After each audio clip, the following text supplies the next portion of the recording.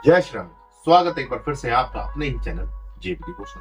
पिछले एपिसोड में बहुत कुछ हुआ। कुंवर प्रताप राज राणा बहादुर की सेना में सम्मिलित हो चुके हैं, वो भी गुप्त रूप से। मतलब लेकिन वो उनको पहचान लेते। ये खबर जो है ना, वो अभी किसी को पता नहीं है। महल राज राणा बहादुर सिंह पूछते हैं कि ये किसी साधारण व्यक्ति का खून तुम्हारे अंदर नहीं दौड़ रहा है, किसके पुत्र हो? किसके हो? उन्होंने तुरंत बता दिया कि मेवाड़ नाथ। लेकिन फिर उनको तुरंत ऐसा करके उनको एहसास हुआ कि ये तो गलती हो गया। क्योंकि बात यह है कि वो उनके पिताश्री के कहने पर ही राज्य में आए हैं और इस युद्ध में उनका साथ देंगे, लेकिन अब उनकी बिना आज्ञा के वो उनके पुत्र को इस सेना में सम्मिलित होना कैसे? केवल वो पुत्र ही नहीं है, बल्कि वो मेवाड़ के भविष्य अधिकारी, जिनको सुरक्षित करने के लिए पहले ही योजना मेवाड़ नाथ ने बना ली। लेकिन उस योजना को धराधस्त करते हुए वो आखिर वहां पहुंच ही गए जहां उन्हें पहुंचना था। सबसे बड़ी बात यह है ना कि एक क्राइटेरिया होता है ना सेना में भर्ती होने का, एलिजिबिलिटी। इतनी उम्र होनी चाहिए, इतनी क्षमता होनी चाहिए। Under as. हाँ, अंडर एज। ठीक है, कोई बात नहीं। देखते हैं किस प्रकार से इनका परीक्षण किया जाता है या सेना में सम्मिलित किया जाता है। ऐसा लग रहा है पार्शली की हो गए हैं, बट देखते हैं ओवरऑल। मुहर लग जाने देते हैं। शुरू करते हैं एपिसोड नंबर 17 पार्ट।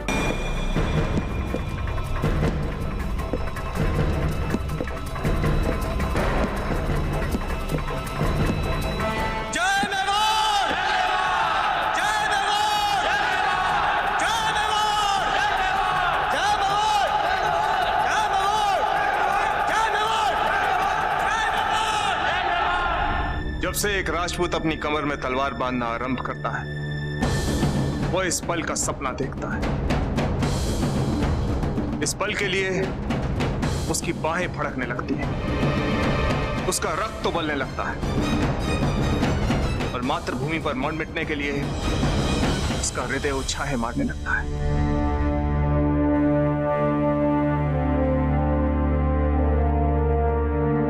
इस दिन के लिए हम कितनी रातें जागे हैं। आज जब ये दिन, ये पल हमारे सामने है, तो हमारा हृदय कुंवर प्रताप की चिंता में डूबा है। कुंवर प्रताप की चिंता मत कीजिए हुकुम। उन्होंने आपकी अवज्ञा की भी हो तो उनकी वीरता अटूट है। उनका कोई बाल भी बांका नहीं कर सकता। आप रणभूमि में ये भार लेके मत जाइए। रणभूमि में आपका ध्यान केवल लड़ाई जीतने में हो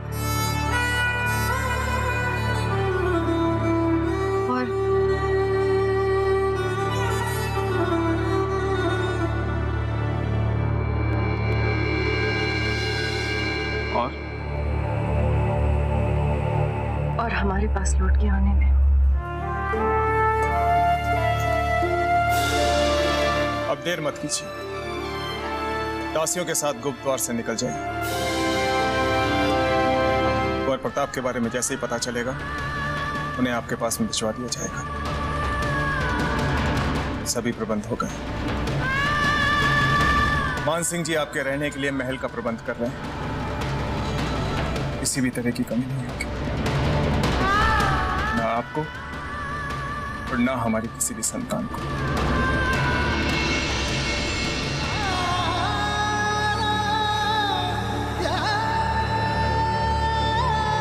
इनको हमारी तरफ से प्यार कहिएगा।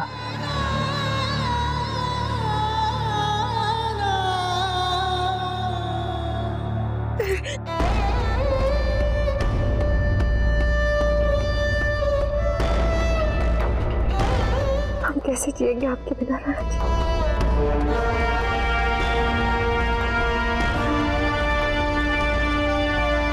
हमारी सेना हमारी प्रतीक्षा कर रही है।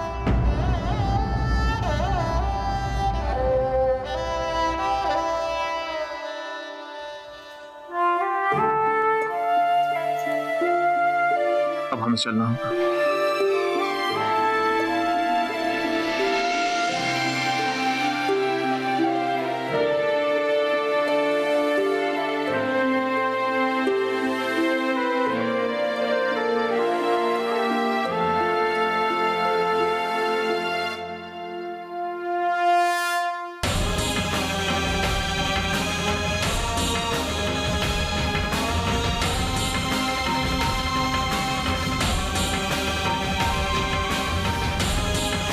विजयी होके लौटिएगा महाराज।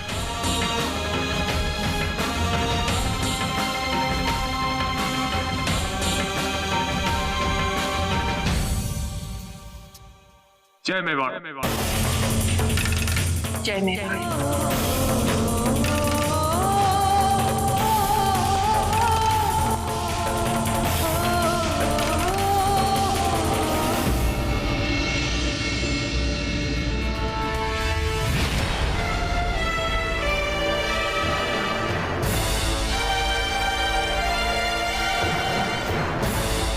इसे चला के दिखाओ।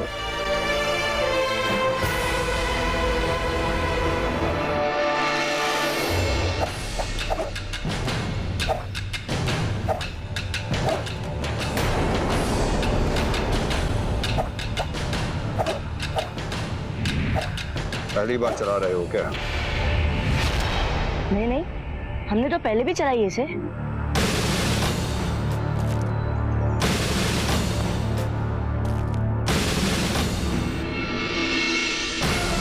खलाई के बल का प्रयोग करो,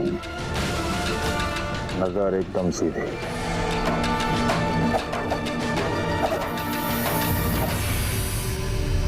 कैसे पकड़ते हैं? गणी खमा हुकुम। आवेग और आवेश में आकर तुम रणभूमि में कूद तो सकते हो, मगर रणभूमि में युद्ध करने के लिए अनुभव और अभ्यास दोनों चाहिए, और तुम्हारे पास दोनों ही नहीं है। घड़ी कंबर राणा जी, मेवाड़नाथ महल से निकल चुके हैं और शीघ्र यहाँ पधारने वाले हैं।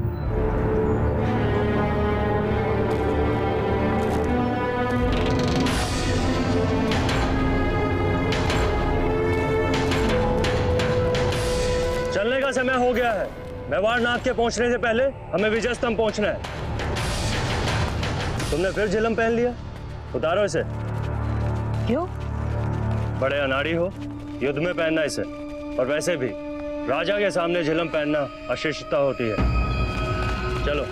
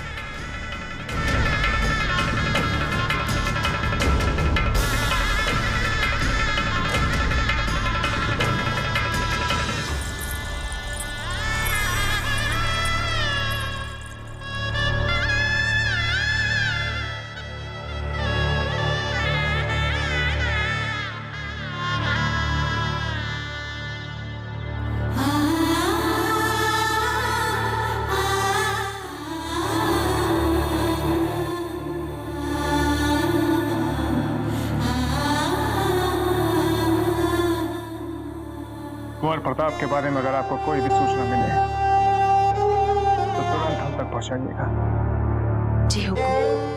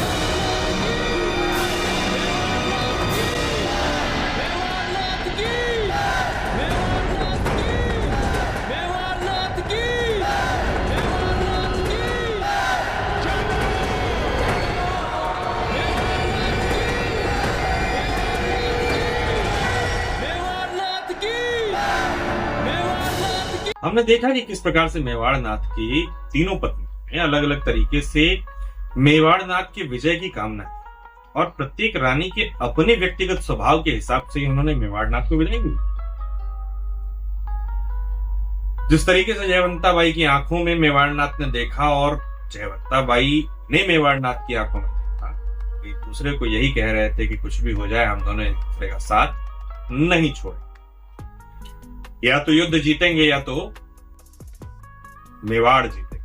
कहने का तात्पर्य है मेवाड़ का हृदय जीतेंगे, अपना बलिदान दे। स्वाधीनता की लड़ाई है और देखा हमने कि दोनों ही कैरेक्टर, चाहे जयवंता बाई चाहे हमारे उदय सिंह, दोनों की आंखों में वो तेज, वो जोश, वो गौरव का पल दिखाई दे रहा। और जैसा कि उन्होंने कहा कि हाँ, जब से एक राजपूत जन्म लेता है और कमर में तलवार लगती है, तो तब से वो इस क्षण के लिए आतुर रहता है कि कब मुझे युद्ध में जाने का मौका मिले और मातृभूमि के लिए कुछ करने का अवसर प्राप्त। लेकिन मैं यहाँ देखो प्रताप की चिंता में व्यस्त। मुझे अभी इस क्षण में, जिस क्षण को मुझे आनंदित होना चाहिए, उस क्षण में मैं प्रताप के लिए चिंतित। उधर राज राणा ने, उन्होंने भी टेस्टिंग की, क्वालिफिकेशन टेस्ट किया। उन्होंने ये बहुत अच्छा उनको ज्ञान दिया कुंवर प्रताप को कि बिना अनुभव युद्ध में तो कोई भी जा सकता है, लेकिन बिना अनुभव के वहां पर थोड़ी क्षण के लिए भी खड़े रहना बड़ी बात। तो अनुभव और प्रशिक्षण, ये दोनों training and experience, both are equally important इस वक्त। वहां पे पहुंचने वाले हैं हमारे उदय सिंह जी, तो क्या ये बात कैसे रहस्य रह सकती? क्या वो उनसे चर्चा ही नहीं करेंगे? चर्चा तो करेंगे, लेकिन किस तरीके से करेंगे, क्या चर्चा होगी, इस विषय में होगी भी या नहीं होगी, ये तो देखना पड़ेगा। करेंगे कि नहीं करेंगे तो बात वहां से, और चर्चा होगी तो कैसे बचेंगे कुंवर प्रताप यहाँ से? क्योंकि अभी उन्होंने जो ऐसे मुखौटा पहने का एट राजा के सामने ये सब नहीं बात। चलिए मित्रों, इस एपिसोड को करते हैं समाप्त, शीघ्र ही मिलते हैं नए के साथ। तब तक के लिए राधे राधे।